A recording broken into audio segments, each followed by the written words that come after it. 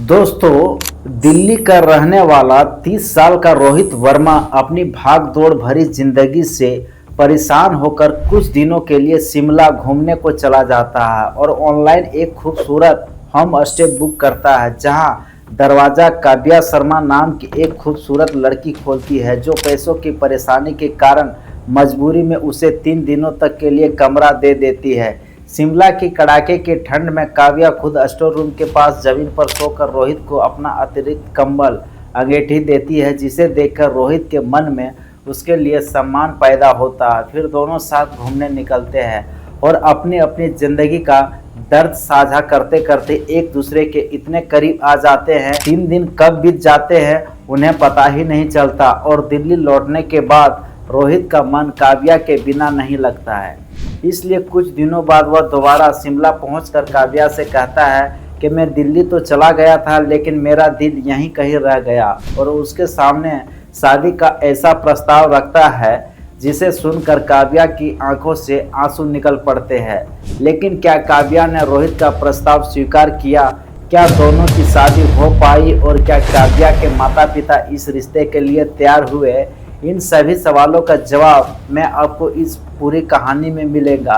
लेकिन उससे पहले दोस्तों, अगर आप लोग हमारे चैनल क्राइम कथा धर्मा पर नए हैं तो कृपया चैनल को सब्सक्राइब एवं बेल आइकन घंटा जरूर दबा देना दोस्तों। तो चलिए ज़्यादा समय ना लेते हुए कहानी को फिर से शुरुआत करते हैं। तो दोस्तों, यह कहानी है दिल्ली के 30 साल के युवक रोहित वर्मा की, जो चावड़ी बाजार में अपने पिता की हार्डवेयर और प्लास्टिक की दुकान संभालते संभालते जिंदगी से थक चुका था और एक दिन खुद के लिए कुछ वक्त निकालने के लिए अकेले शिमला घूमने का फैसला करता है। और वहां वह पहाड़ों के बीच बने एक छोटे से होम स्टे की ऑनलाइन बुकिंग करता है। लेकिन पहुंचने पर दरवाजा 27 से 28 साल की एक काव्या शर्मा के नाम की लड़की खोलती और बताती है कि कमरे में काम चल रहा है और हीटर गीजर जैसी सुविधाएं भी नहीं है। फिर भी रोहित इतनी दूर आने के कारण वहीं रुकने का जिद करता है और काव्या पैसों की ज़रूरत के चलते उसे 3 दिनों के लिए दोस्तों उसे कमरा दे देती है।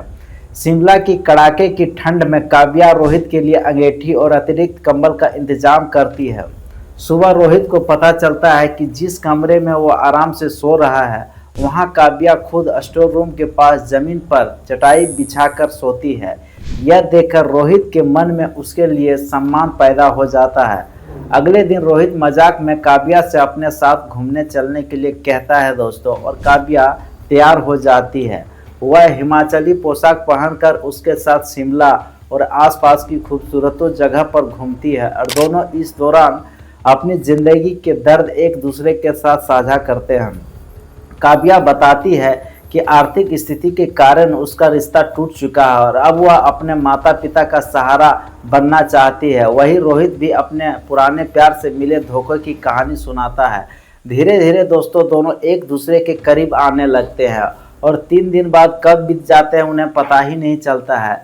दिल्ली लौटने के बाद रोहित का मन दुकान में नहीं लगता और उसे बार बार काव्या याद आती है। आखिरकार वह कुछ दिनों बाद फिर दोबारा शिमला पहुंचकर काव्या के सामने कहता है कि मैं दिल्ली तो चला गया था, लेकिन मेरा दिल यहीं कहीं रह गया था। इसके बाद रोहित काव्या के सामने एक शादी का प्रस्ताव रखता है, जिसे सुनकर काव्या की आंखों में आंसू आ जाते हैं और वह उसके प्रस्ताव को स्वीकार कर लेती है। काव्या अपने माता पिता को बताती है कि रोहित भी अपनी मां को पूरी बात बताता है। दोनों परिवारों की मुलाकात होती है और आखिरकार सभी इस रिश्ते के लिए तैयार हो जाते हैं और फरवरी 2026 में रोहित और काव्या कोर्ट मैरिज कर लेते हैं और आज दोनों दिल्ली में साथ रहते हैं, जबकि काव्या के माता पिता भी उनके साथ है। दोस्तों, रोहित शिमला घूमने गया था, लेकिन उसे वहां खूबसूरत पहाड़ नहीं मिले, उसे अपनी ज़िंदगी का हमसफ़र मिल गया। यही ज़िंदगी की खूबसूरती है। कभी कभी इंसान जिस चीज़ की तलाश में निकलता है, उससे कहीं ज़्यादा खूबसूरत चीज़ उसे रास्ते से ही मिल जाती है। आपको रोहित और काव्या की यह कहानी कैसी लगी? अपनी राय हमारे कमेंट बॉक्स में ज़रूर बताइए और अगर कहानी पसंद आई है तो वीडियो को लाइक करें और चैनल को सब्सक्राइब करें और ऐसे ही शानदार कहानियों के लिए आप हमारे साथ जुड़े रहें। फिर मिलेंगे दोस्तों एक नई कहानी के साथ, तब तक के लिए जय हिंद, जय भारत।